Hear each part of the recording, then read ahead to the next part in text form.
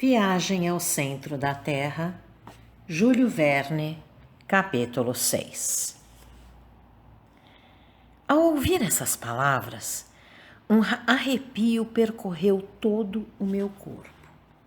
No entanto, me controlei. Decidi até mesmo parecer satisfeito. Somente argumentos científicos poderiam deter o professor Lidenbrock, e agora dispunha de muitos e bons contra a possibilidade de tal viagem. Ir ao centro da Terra. Que absurdo! Mas guardei minha dialética para o momento adequado e foquei na refeição. Desnecessário mencionar as imprecações do meu tio diante da mesa vazia. Explicações foram dadas e Marte foi posta em liberdade. Ela correu para o mercado e foi tão eficiente que, 1 hora mais tarde, minha fome foi aplacada e pude voltar a atenção às implicações daquela situação. Durante o jantar, meu tio estava quase alegre. Ele deixou escapar algumas dessas piadas de cientistas que nunca fazem mal a ninguém. Depois da sobremesa, ele gesticulou para que o seguisse até seu escritório. Eu obedeci. Ele sentou em uma extremidade da mesa e eu na outra. Axel, ele disse gentilmente. Você é um rapaz muito engenhoso, que me deixou orgulhoso no momento em que eu, cansado da luta, abandonava as combinações. Para onde eu seria levado? Impossível saber. Nunca me esquecerei disso, meu rapaz. E você terá a sua parte da glória que conquistaremos. Vamos lá, pensei. Ele está de bom humor. Agora é a hora de discutir essa glória. Antes de mais nada, meu tio retomou. Eu recomendo que você mantenha sigilo absoluto, entende? Não há poucos no mundo científico que invejam o meu sucesso e muitos gostariam de empreender essa jornada da qual nunca suspeitarão até voltarmos. Você realmente acha que tem tantas pessoas que seriam ousadas o bastante? Certamente! Quem hesitaria em conquistar tal fama? Se esse documento fosse divulgado, um exército de geólogos estaria pronto para seguir os passos de Arne Saknussemm. Isso é algo do qual não estou convencido, tio, porque não temos provas da autenticidade do documento. O quê? E quanto ao livro, dentro do qual o descobrimos? Bem, concordo que Saknussemm tenha escrito essas linhas, mas será que realmente realizou essa jornada? Esse pergaminho antigo não poderia ser um embuste? Eu quase me arrependi de proferir essa última palavra, um tanto ousada. O professor franziu as sobrancelhas grossas e temi que tivesse comprometido o andamento da conversa. Felizmente, isso não aconteceu. Uma espécie de sorriso esboçou-se nos lábios do meu severo interlocutor e ele respondeu. É o que veremos. Ah! Eu disse um tanto aborrecido. Mas permita-me esgotar uma série de objeções relacionadas a esse documento. Fale, meu rapaz, não tenha medo. Você tem toda a liberdade de expressar suas opiniões. Você não é mais meu sobrinho, mas meu colega. Vá em frente!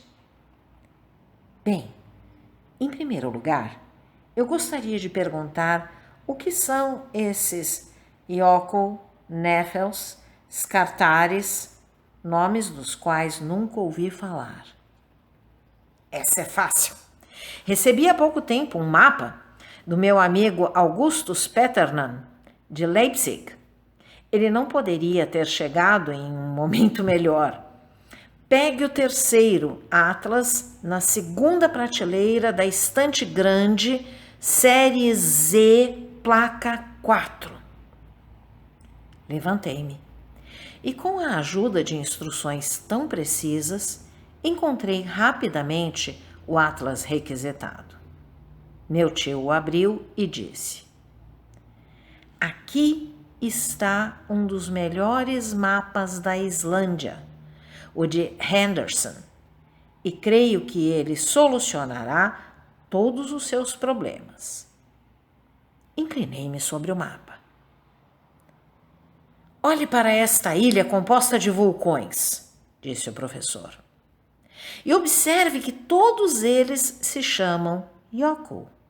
Essa palavra significa geleira em islandês. E na alta latitude da Islândia, quase todas as erupções rompem camadas de gelo. Daí o termo Jökull, que se aplica a todos os montes ignívomos da ilha. Muito bem, eu disse. E o que é Snaffles?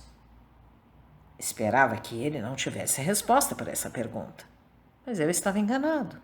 Meu tio prosseguiu. Siga meu dedo ao longo da costa oeste da Islândia. Consegue ver Reykjavik, a capital? Muito bem.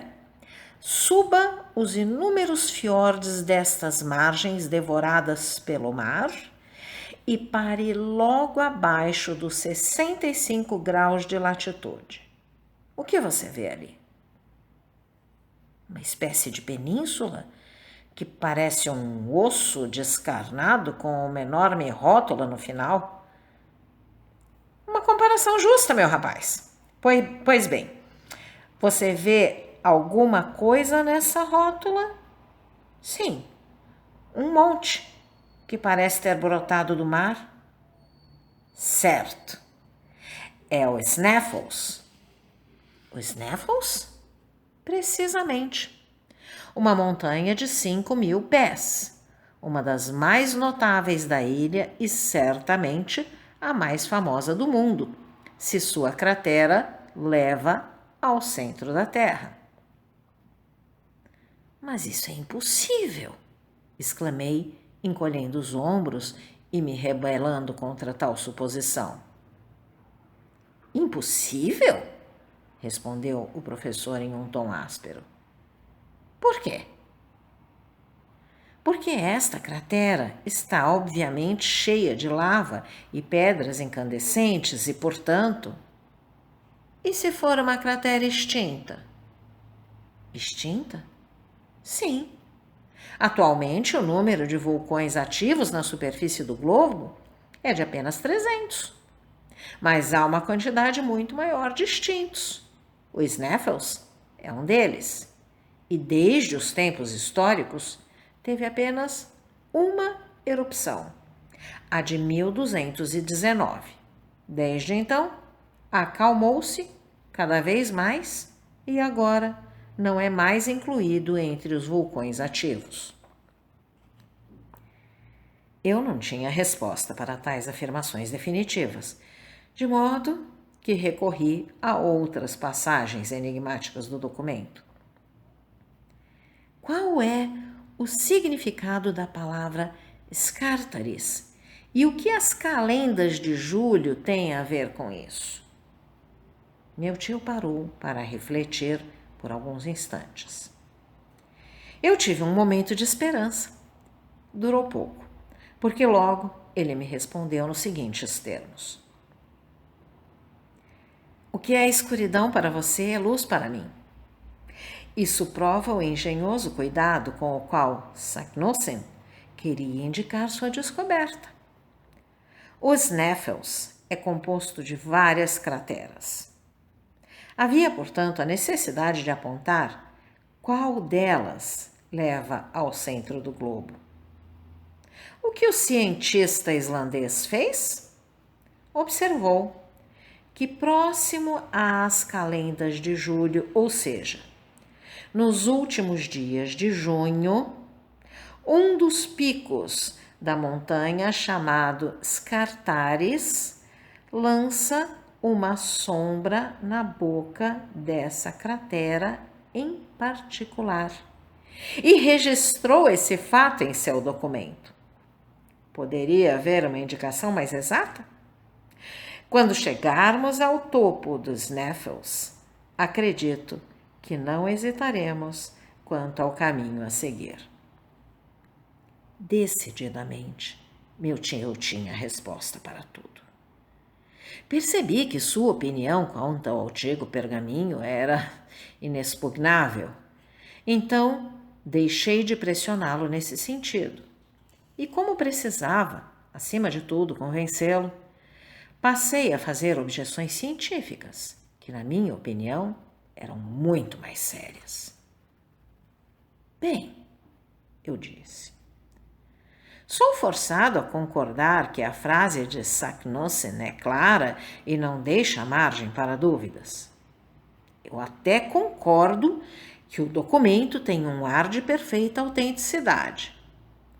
Aquele cientista desceu ao fundo dos Snaffles, viu a sombra do Skartaris tocar as beiradas da cratera antes das calendas de julho e até ouviu as histórias lendárias de seu tempo sobre aquela cratera que levava ao centro do mundo.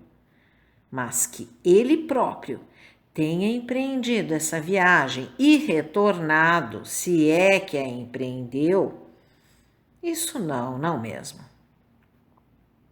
E por que não? Disse meu tio, em um tom de voz especialmente zombeteiro. Porque todas as teorias da ciência demonstram que tal fato é impossível. Todas as teorias dizem isso? Respondeu o professor em tom jovial. Ah, teorias do mal. Como elas nos atrapalham, esses pilantras. Percebi que ele estava tirando sarro de mim, mas continuei assim mesmo.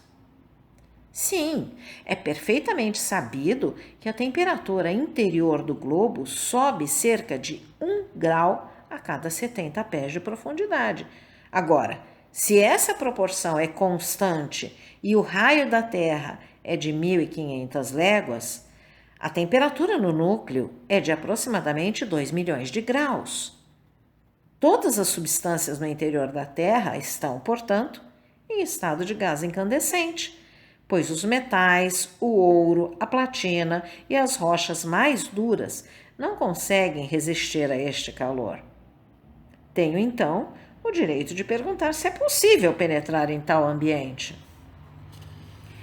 Então, Axel, é o calor que o incomoda? Claro que é. Se atingíssemos uma profundidade de apenas 10 léguas, chegaríamos somente ao limite da crosta terrestre, sob uma temperatura superior a 1.300 graus. E você tem medo de derreter? Deixo essa questão para o senhor decidir, respondi com humor. Esta é minha decisão, respondeu o professor Lidenbrook, assumindo sua pompa. Nem você, nem ninguém sabe com certeza o que está acontecendo no interior deste globo, uma vez que mal conhecemos 12 milésimos de seu raio. A ciência é eminentemente perfectível e toda teoria é constantemente contestada por uma nova. Até Fourier não se acreditava que a temperatura dos espaços interplanetários estava diminuindo constantemente? E não sabemos hoje que as partes mais frias das regiões etéreas não passam dos 40 ou 50 graus abaixo de zero? Por que não seria assim com o calor interno?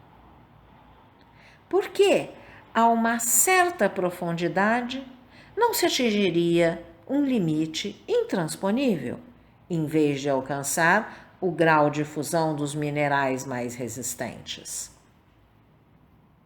Bem, vou lhe dizer que verdadeiros estudiosos, entre eles Poisson, demonstraram que se existisse um calor de 2 milhões de graus no interior do globo, os gases incandescentes das matérias derretidas se expandiriam a tal ponto que a crosta terrestre não resistiria e explodiria como as paredes de uma caldeira sob a pressão do vapor.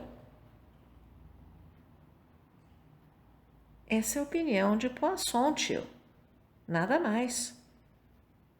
É verdade, mas outros geólogos ilustres também sustentam a opinião de que o interior do globo não é formado por gás, nem água e nem pelos minerais mais pesados que conhecemos.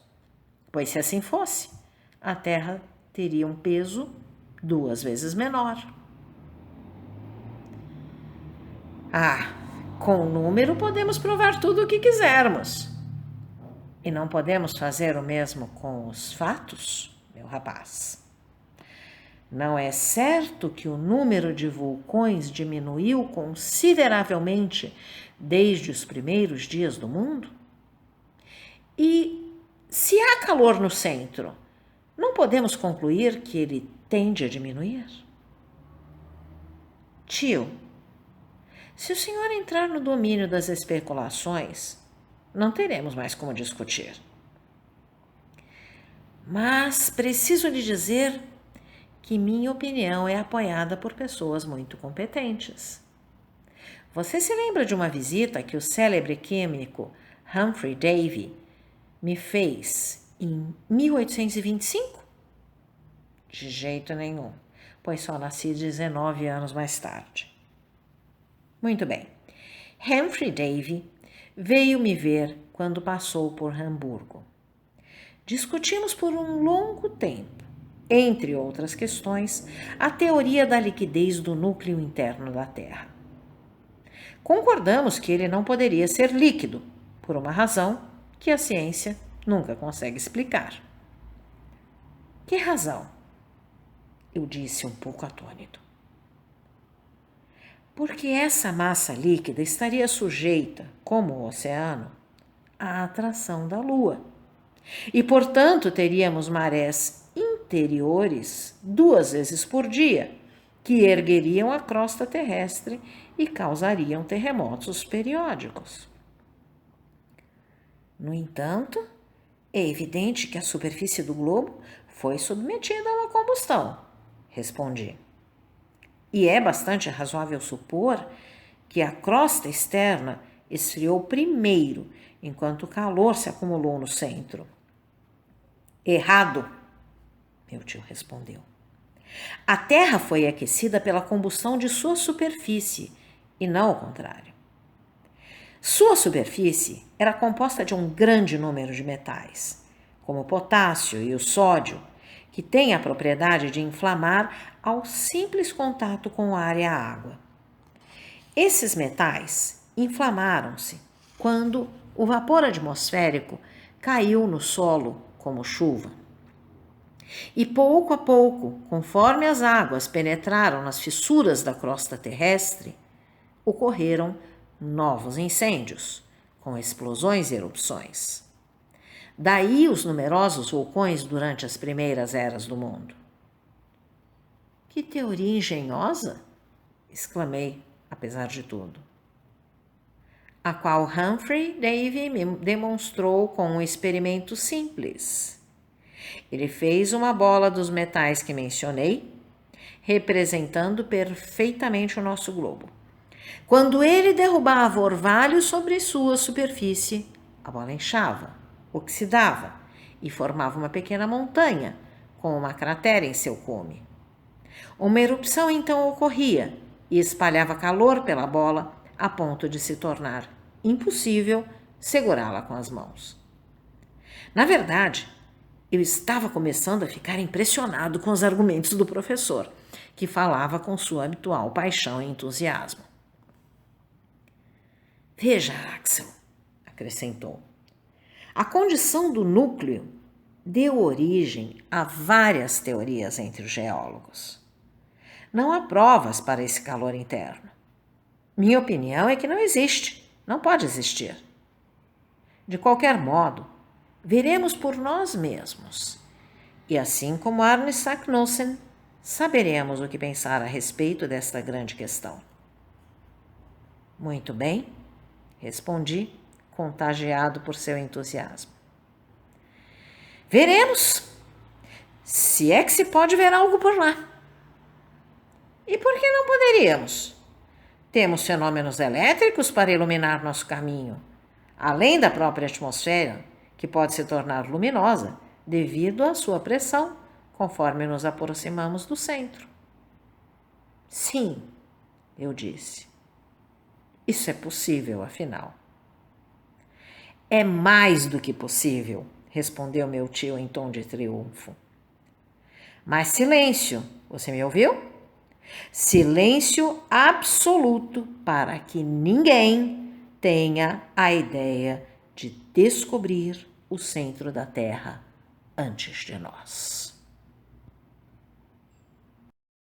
Então, caro audioleitor, se você gostou desse conteúdo, deixe seu like e inscreva-se no canal, ativando o sininho para ser notificado dos próximos vídeos com os próximos capítulos desse e de outros livros que estarei publicando. Um grande abraço e até a próxima!